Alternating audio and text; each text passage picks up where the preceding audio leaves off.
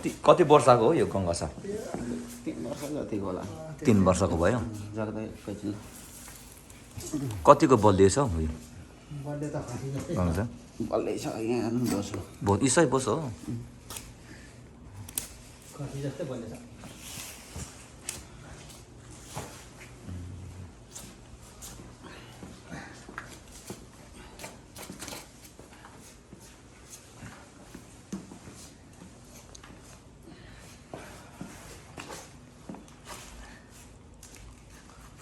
Dear season गएको कति भयो? 1.5 महिना भइसक्यो नि हौ होइन हो नि। अक्टोबर डल्लै सेप्टेम्बर 4-5 दिन होइन ए अक्टोबर सक्ले हो त। भनेपछि 1.5 महिना भयो। 1.5 महिना भयो नि। डेढ साह्रै महिना दुःख गर्नुभयो हजुरले है? बिहान त म त कति कुदे ओहो काममा जाँदै आउँदै त्यो काममा जाँदै आउँदै गर्दै हुनुहुन्छ। अनि बिहान उठ्यो गयो। आज यसरी यो छाला काट्नु पाउँदा कस्तो भइरहेछ नि तपाईँलाई? मजा आइरहेछ आज। मजा आइरहेछ नि। आज त आज ह्याकको मासु खाइने भयो। खानुपर्छ नि।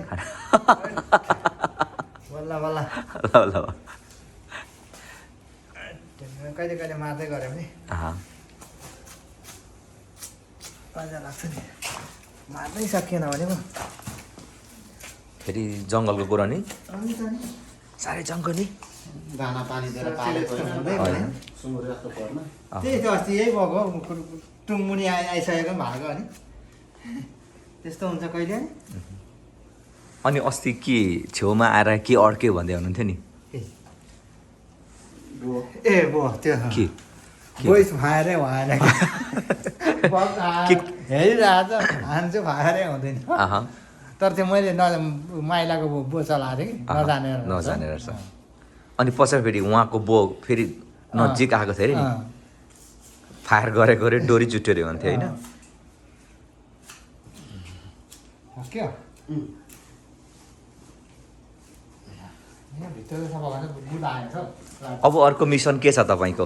त्यो अर्को के ठुलो खेदाउँदै हुनुहुन्छ अरे नि? अब ठुलो लाग्यो। ठुलो खेदाउँदै हुनुहुन्छ। त्यहाँको बग धेरै छैन यहाँ पुल रोडमा छ। एउटा त्यो ठुलो डुल्लो आउँछ कहिले कहिले आउँछ। त्यो आएको बेलामा यसो गइयो भने चाहिँ अनि आज त्यो फेजन हान्डेले डिस्टर्ब गरेन त? है फेजन हान्डे डिस्टर्ब गरेन? त्यो तपाईँको आउँदैन साह्रो आएन।